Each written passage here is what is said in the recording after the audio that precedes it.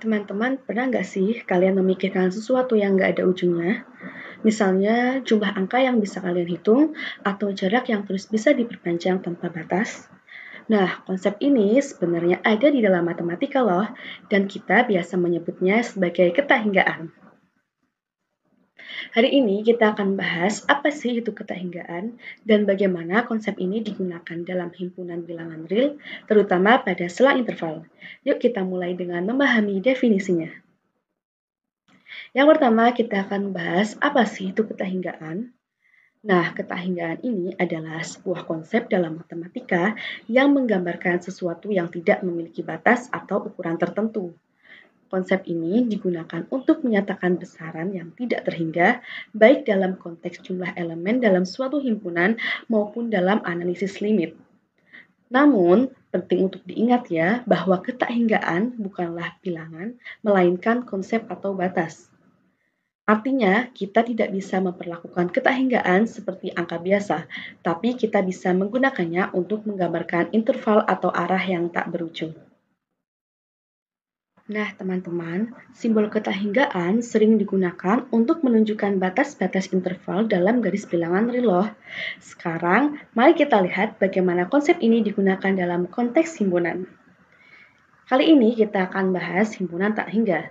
Himpunan tak hingga yang biasa disebut infinite set merupakan himpunan yang jumlah anggotanya tak terhingga.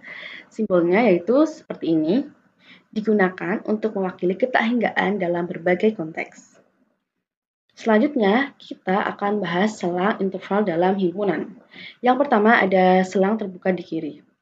Nah, interval ini mencakup semua bilangan real yang lebih besar dari A, tetapi tidak termasuk bilangan A. Lambang himpunannya yaitu ada himpunan semua X sedemikian sehingga X lebih besar dari A. Seperti yang ada di PPT ini ya teman-teman.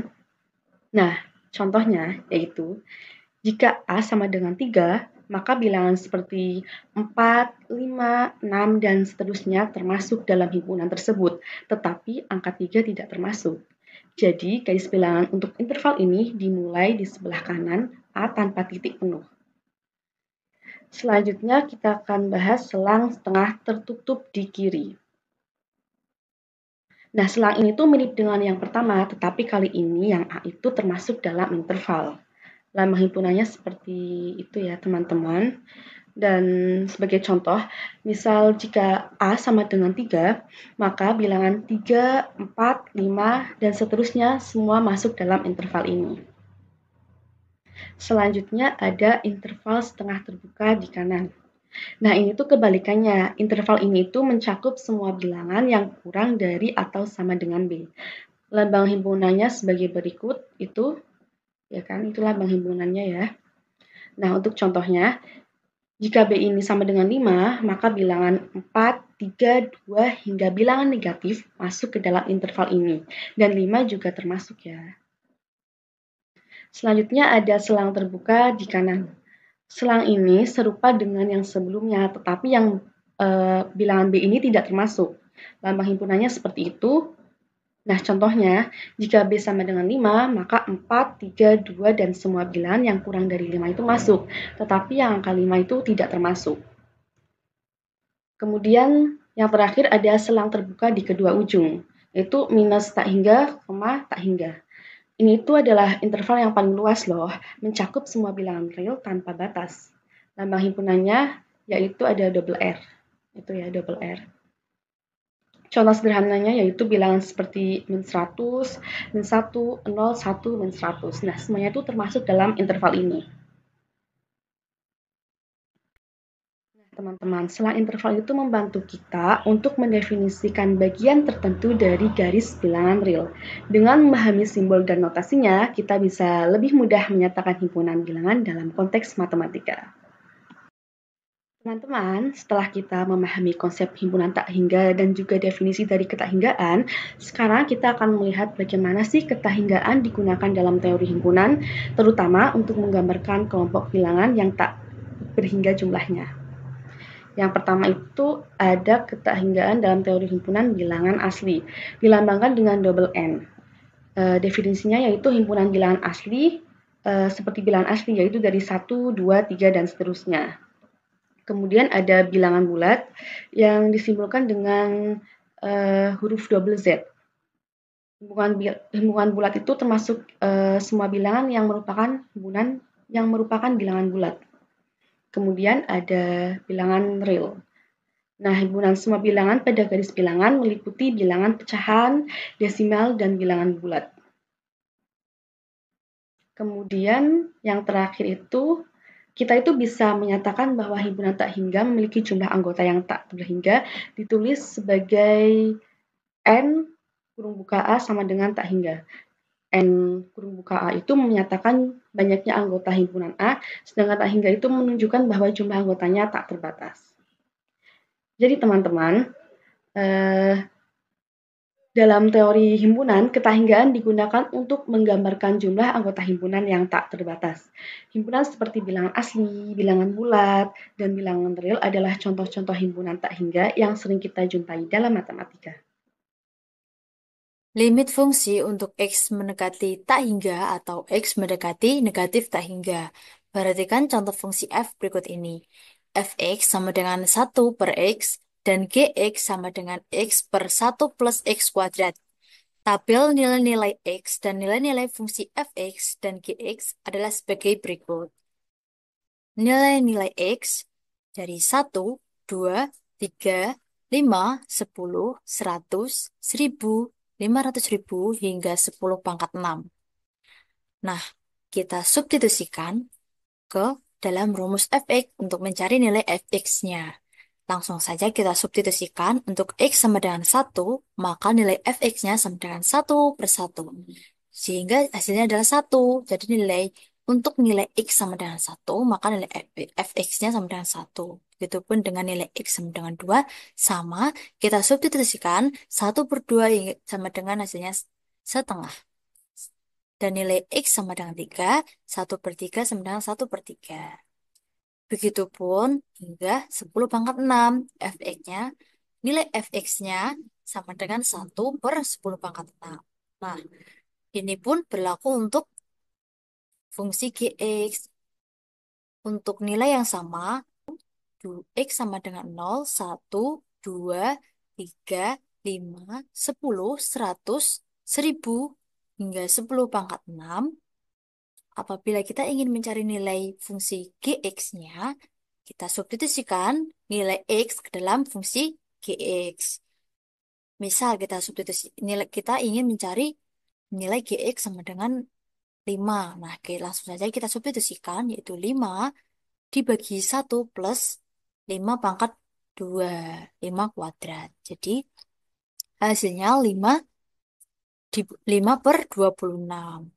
Nah, apabila kita ingin mencari fungsi gx-nya, gx dari nilai x 10 pangkat 6, kita substitusikan ke dalam nilai fungsi gx sama dengan x per 1 plus x kuadrat sama dengan 10 pangkat 6 per 1 plus 10 pangkat 6. 10 pangkat 6 kuadrat.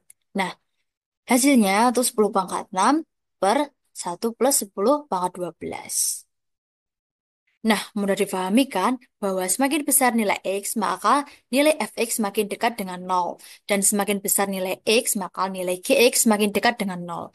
Dengan demikian, dapat dituliskan jika X mendekati tak hingga, maka Fx mendekati 0. Selanjutnya, titik-titik yang diperoleh dari dua tabel itu dibuat sketsa grafik pada bidang koordinat kartesius, maka sumbu X menjadi asimtot datar atau horizontal, baik untuk fungsi F maupun untuk fungsi G. Jadi gambarnya adalah seperti ini. Nah, hal ini ditulis sebagai limit X mendekati tak hingga, Fx sama dengan limit X mendekati tak hingga 1 per X sama dengan 0. Dan limit X mendekati tak hingga, Gx sama dengan limit X mendekati tak hingga, X per 1 plus X kuadrat sama dengan 0. Garis asimtot datar yang berkaitan dengan limit fungsi untuk X mendekati tak hingga atau untuk X mendekati negatif tak hingga. Jelas bahwa limit X mendekati tak hingga Hx sama dengan limit X mendekati tak hingga 1 per X kuadrat sama dengan limit X mendekati tak hingga 1 per X kali 1 per X. Sama dengan limit X mendekati tak hingga 1 per X dikali limit X mendekati tak hingga 1 per X sama dengan 0. Selanjutnya, definisi. Diketahui fungsi f terdefinisi pada selang tertutup A, selang terbuka tak hingga limit fungsi f untuk x mendekati tak hingga sama dengan L berhubungan untuk setiap bilangan positif epsilon dapat ditemukan bilangan positif M sedemikian hingga jika x lebih dari M berakibat limit fx min L kurang dari epsilon. Nah, penulisan yang lazim digunakan dalam matematika adalah sebagai berikut. Dan definisi yang kedua yaitu diketahui fungsi f terdefinisi pada selang terbuka negatif tak hingga, selang tertutup B. Limit fungsi f untuk x mendekati negatif tak hingga sama dengan L berhubungan untuk setiap bilangan positif epsilon dapat ditemukan bilangan negatif M. Sedemikian hingga jika x kurang dari M berakibat limit fx in L kurang dari epsilon. Nah, penulisan yang lazim digunakan dalam matematika adalah sebagai berikut. Teorema-teorema atau linier, perkalian fungsi, pembagian fungsi yang terkait dengan limit juga masih berlaku pada limit fungsi f untuk x mendekati tak hingga. Dengan fakta ini, kita dapat menyelesaikan beberapa soal limit fungsi f untuk x mendekati tak hingga atau untuk x mendekati negatif tak hingga. Perhatikan contoh-contoh berikut ini. Yang pertama yaitu limit x mendekati tak hingga, gx sama dengan limit x mendekati tak hingga, x per 1 plus x kuadrat. Sama dengan limit x mendekati tak hingga, x per x kuadrat dibagi 1 plus x kuadrat per x kuadrat. Sama dengan limit x mendekati tak hingga 1 per x per limit x mendekati tak hingga 1 per x kuadrat plus 1 sama dengan 0 per 0 plus 1 sama dengan 0. Selanjutnya, jika limit x mendekati tak hingga, 2 min 3x plus x kuadrat per 7 plus 4x negatif 5x kuadrat. Jadi sama dengan limit x mendekati tak hingga, 2 min 3x plus x kuadrat per x kuadrat per 7 plus 4x negatif 5x kuadrat per x kuadrat.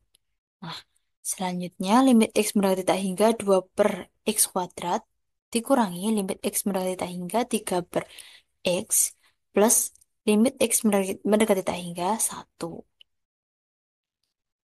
Dibagi limit x mendekati tak hingga 7 per x kuadrat plus limit x mendekati tak hingga 4 per x negatif limit x mendekati tak hingga 5. Jadi sama dengan 0 plus 0 plus 1 per 0 plus 0 negatif 5.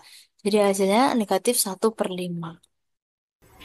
Oke, selanjutnya kita lanjut membahas mengenai limit fungsi yang bernilai tak hingga atau negatif tak hingga. Nah, kita dapat perhatikan kembali contoh fungsi yang tadi yaitu fx sama dengan 1 per x. Nah, di sini ada tabel nilai x dan nilai-nilai fungsi fx. Misalkan di sini x-nya itu 1, maka fx-nya itu juga 1. Dari mana? Dari nilai x ini kita substitusikan ke fungsi fx yang ada di sini ya teman-teman. Nah, misalkan x-nya itu 1 per 2, kalau kita substitusikan ke fungsi fx, maka ketemu fungsi fx-nya itu 2. Seterusnya, misalkan x-nya itu 1 per 10 pangkat 12, maka nanti fx-nya itu 10 pangkat 12.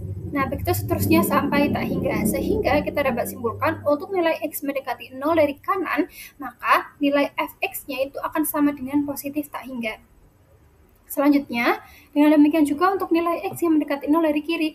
Nah, kita bisa lihat di sini, jika x-nya itu negatif 1, kita substitusikan ke fungsi ini, maka nanti ketemu fungsinya adalah minus 1. Untuk x-nya itu minus 1 per 2, maka fx-nya itu minus 2. Seterusnya, misalkan x-nya itu min 1 per 10 pangkat 12, maka fx-nya ini adalah min 10 pangkat 12. Jadi, untuk nilai x yang mendekati 0 dari kiri, maka nilai fx-nya itu akan sama dengan negatif tak hingga. Nah, sehingga kita dapat simpulkan seperti ini tadi. Limit fx untuk x mendekati 0 dari kanan sama dengan limit 1 per x untuk x mendekati 0 dari kanan itu sama dengan positif tak hingga. Sedangkan untuk limit fx untuk x mendekati 0 dari kiri akan sama dengan limit 1 per x untuk x mendekati 0 dari kiri sama dengan negatif tak hingga. Nah, di sini ada definisinya, definisi dari limit yang sama dengan positif tak hingga atau negatif tak hingga, yaitu sebagai berikut. Diketahui fungsi f terdefinisi pada selang a, b, dan a kurang dari c kurang dari b, limit fungsi f untuk x mendekati c dari kanan sama dengan positif tak hingga. Bila dan hanya bila untuk setiap bilangan positif epsilon dapat ditentukan bilangan positif m yang cukup besar. Sedemikian sehingga jika 0 kurang dari x min c kurang dari epsilon berakibat fx lebih dari m. Nah, untuk penulisan matematikanya bisa seperti ini. Selanjutnya, diketahui fungsi f terdefinisi pada selang a, B dan A kurang dari C kurang dari B, limit fungsi f untuk x mendekati C dari kiri sama dengan negatif tak hingga hanya bila untuk setiap bilangan positif epsilon dapat ditemukan bilangan negatif m, sedemikian hingga jika 0 kurang dari C min x kurang dari epsilon berakibat fx kurang dari m. Nah, untuk penulisan matematikanya bisa seperti ini.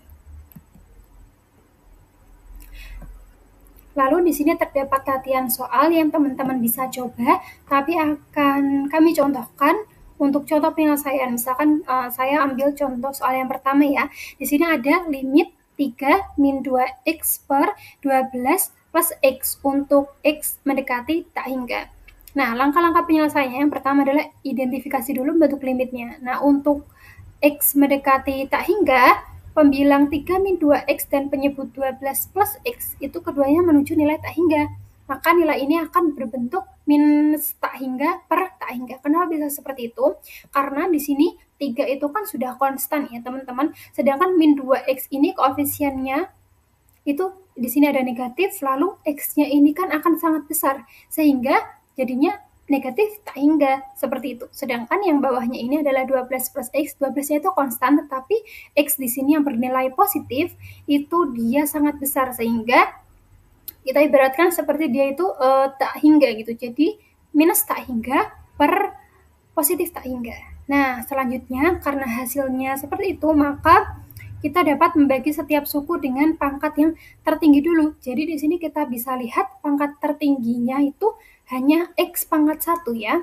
Jadi tidak ada yang lebih tinggi dari x pangkat 1. Di atas ini x pangkat 1, di bawah juga x pangkat 1. Sehingga karena pangkat tertinggi dari x di pembilang dan penyebut itu x pangkat 1, maka kita bagi semua suku itu dengan x. Nah, 3 kita bagi dengan x jadinya 3 per x, lalu 2x ini dibagi x jadinya 2, lalu 12 per x dan 1. Karena x per x itu 1 ya teman-teman. Selanjutnya kita evaluasi limit saat x-nya mendekati tak hingga. Mendekati tak hingga, di sini 3 per x mendekati 0 dan 12 per x mendekati 0. Maka kita dapat peroleh seperti ini.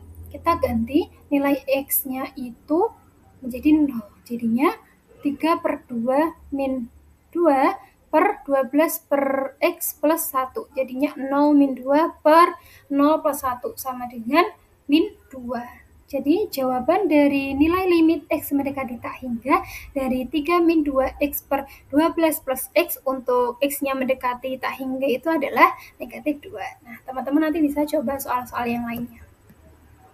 Nah, sekarang masuk ke kasus limit fx per gx untuk x mendekati c yang nilainya itu 0 per 0. Nah, sejauh ini kan kita kesulitan untuk menyelesaikan nilai limit yang bentuknya itu pecahan, yang nilainya itu 0 per 0. Nah, di sini ada aturan yang kita bisa gunakan, yaitu sebagai berikut. Jika limit fx untuk x mendekati c itu sama dengan 0, limit gx untuk x mendekati c itu juga sama dengan 0, dan limit f aksen x per g aksen x dari x mendekati c itu ada, maka limit fx per gx untuk x mendekati c itu akan sama dengan limit f aksen x per g aksen x untuk x sama dengan untuk x mendekati c.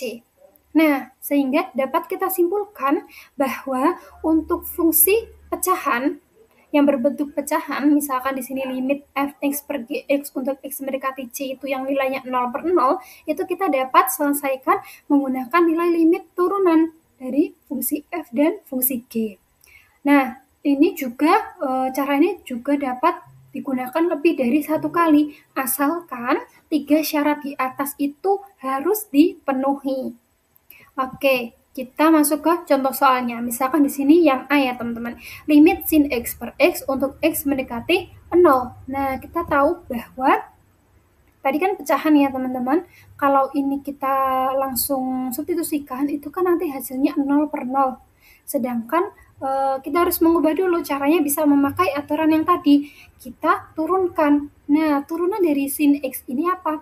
Cos x. Lalu turunan dari x itu 1. Sehingga di sini baru bisa kita turunkan. Cos x itu nilainya, cos 0 itu nilainya 1. Jadi 1/1 sama dengan 1. Selanjutnya, yang B juga seperti itu. Untuk nilai ln x kuadrat min 9 per x kuadrat min x min 6 untuk x mendekati 3, kita bisa gunakan cara yang sama. Kita turunkan dulu. X kuadrat min 9 itu kalau diturunkan jadi 2x, dan x kuadrat min x min 6 kalau diturunkan itu menjadi 2x min 1, sehingga nilainya 6/5.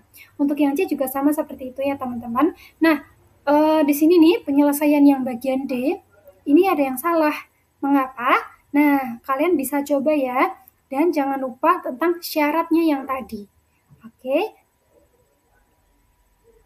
Di sini saya akan menjelaskan apa itu fungsi inverse. Ya, sebelum kita masuk ke fungsi inverse, kita akan membahas yang namanya fungsi identitas. Nah, fungsi identitas itu apa sih? Itu fungsi yang memetakan atau mengawankan setiap titik ke dirinya sendiri disebut fungsi identitas. Jadi, fungsi I dengan rumus IX sama dengan X untuk setiap X anggota dari himpunan seluruh anggota bilangan real adalah fungsi identitas.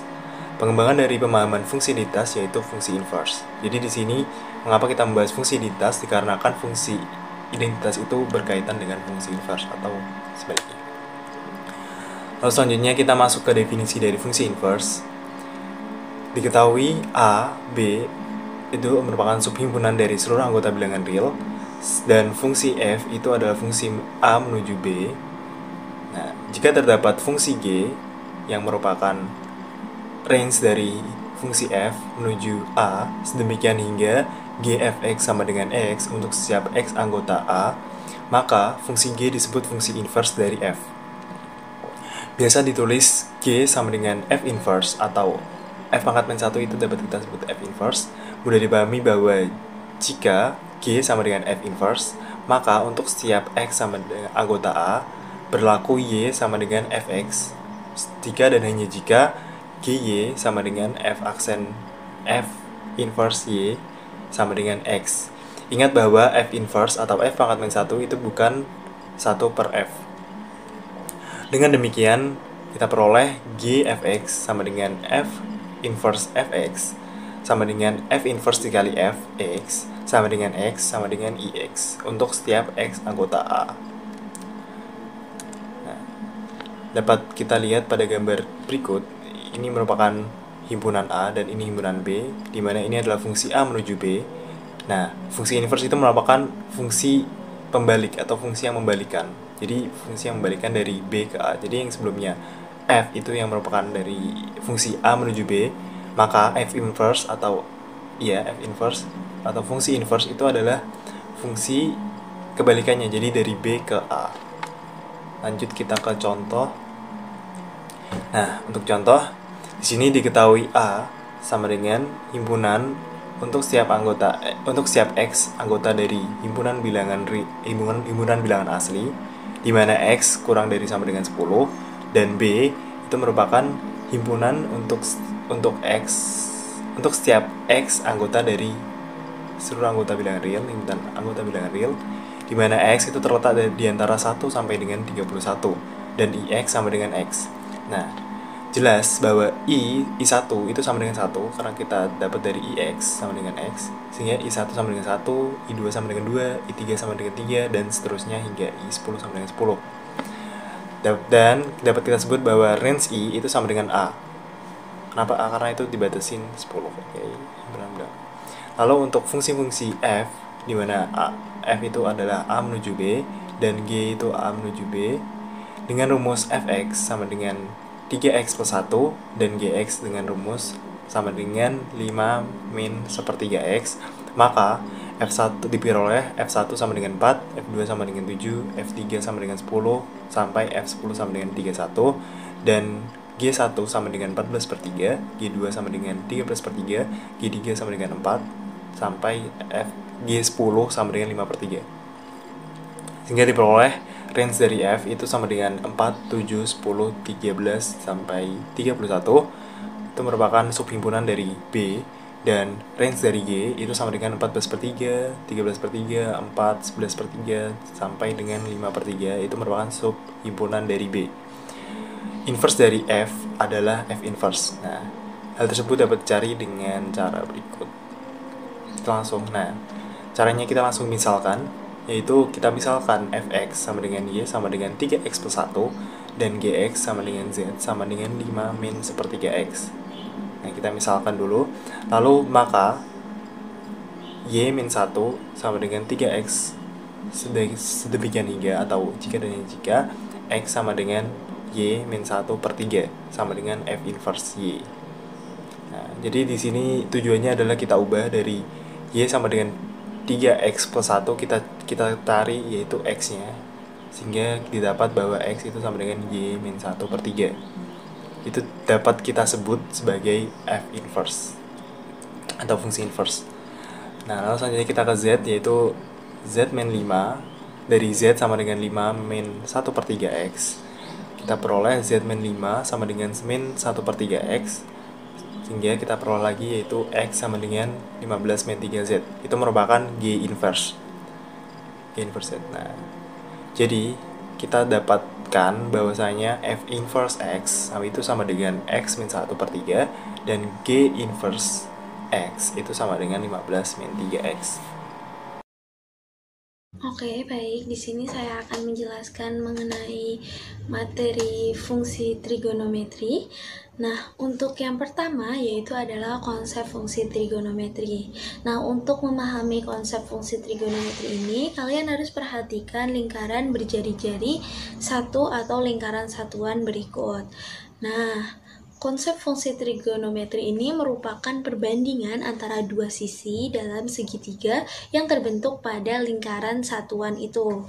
Nah, seperti dilihat pada gambar, jadi terbentuk segitiga siku-siku ini. Nah, ukuran sisi segitiga siku-siku tersebut adalah 1 sebagai sisi miring, lalu X dan Y sebagai sisi siku-siku. Nah, karena segitiga yang terbentuk adalah segitiga siku-siku, maka berlaku dalil Pythagoras, yaitu X kuadrat plus Y kuadrat sama dengan 1.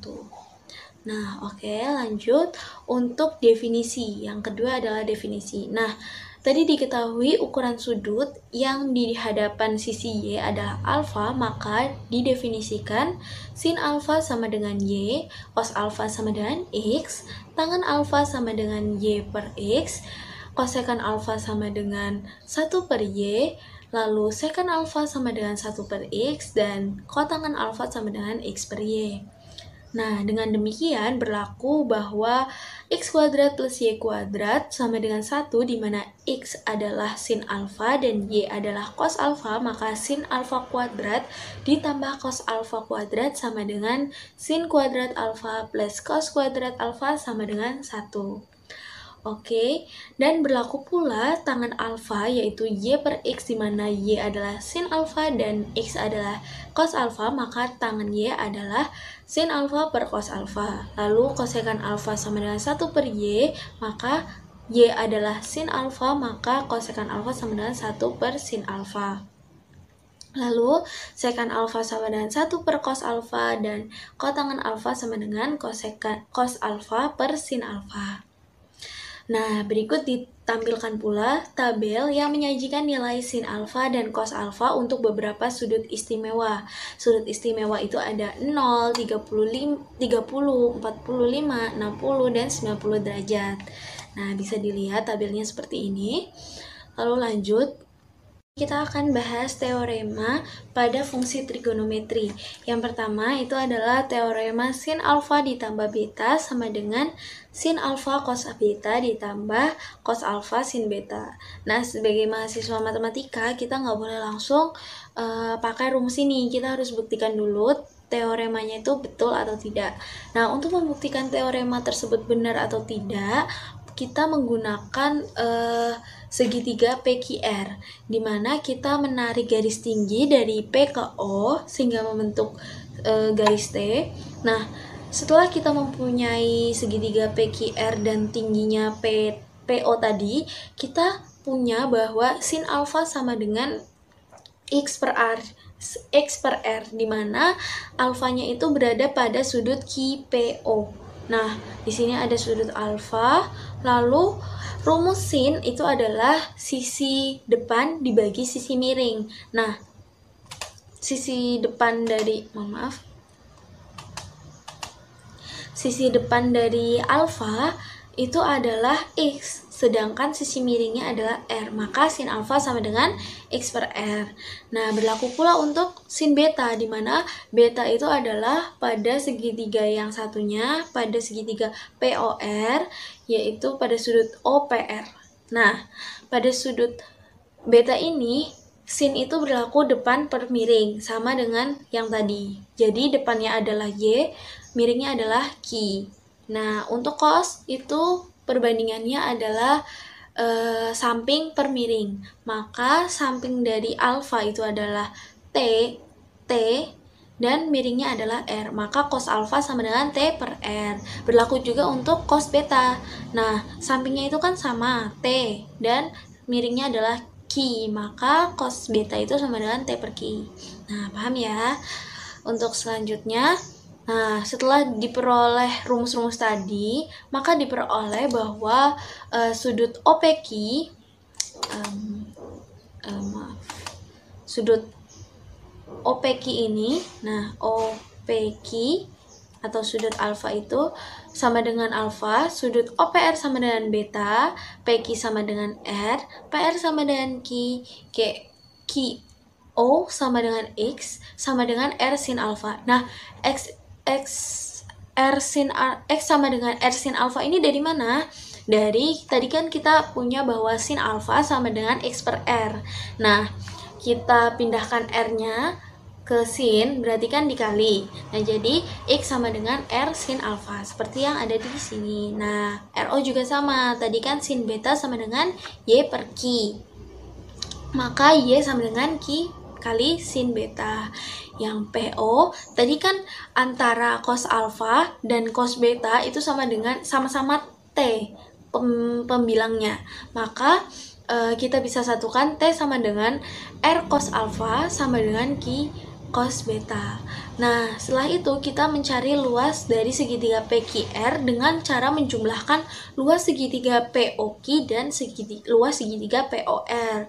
Nah, rumus luas segitiga itu kan sama dengan setengah kali alas kali tinggi. Nah, lalu kita peroleh bahwa setengah RQ sin sama dengan dikali alfa plus beta. Lalu sama dengan setengah kali X kali T ditambah setengah kali Y kali T. Lalu kita masukkan, kita substitusikan nilai X dan T-nya, maka kita peroleh bahwa setengah R sin alfa dikali Q cos beta ditambah setengah Q sin beta dikali R cos alfa. Nah, di kedua ruas ini selanjutnya di sini kan kita satukan kan, kita setengah di sini sama-sama mempunyai setengah R dan Q. Maka kita keluarkan setengah RQ-nya, dan di kedua ruas akhirnya mempunyai setengah RQ. Nah, maka kita bisa sederhanakan setengah RQ-nya ini, maka diperoleh hasil bahwa sin alfa plus beta sama dengan sin alfa cos beta ditambah cos alfa sin beta. Jadi terbukti ya. Nah, untuk selanjutnya itu adalah teorema pengurangan sin alfa min beta, di mana sin alfa min beta sama dengan sin alfa cos beta dikurangi cos alfa sin beta. Nah, kita kan sudah punya teorema sebelumnya yang sudah terbukti benar. Jadi di sini kita bisa menggunakan teorema tersebut. Nah, tadi itu kan kita punya sin alfa plus beta sama dengan sin alfa cos beta ditambah cos alfa sin beta kan. Nah, lalu sin alfa min beta itu berapa? Nah, jadi min beta ini kan kita bisa tuliskan dengan sin alfa plus negatif beta kan. Nah, itu kan sama artinya dengan sin alfa min beta. Nah, lalu kita substitusikan ke rumus yang teorema yang sebelumnya yang sudah terbukti. Nah, teorema sebelumnya itu mengatakan bahwa sin alfa min beta sama dengan sin alfa cos min beta ditambah cos alfa sin min beta. Nah, di mana cos min beta itu kita ketahui cos min beta itu sama dengan cos beta. Dan cos sin min beta itu sama dengan min sin beta. Nah, jadi setelah kita punya ini, kita substitusikan ke rumus sin alfa min beta. Nah, sin alfa min beta berarti sin alfa cos min beta itu sama dengan cos beta, berarti sin alfa cos beta min cos alfa sin beta. Jadi kan sin min beta ini kan sama dengan min sin beta. Min sin beta dikali cos alfa sama dengan min cos alfa sin beta. Jadi terbukti kedua teorema itu benar. Sekian penjelasan dari saya.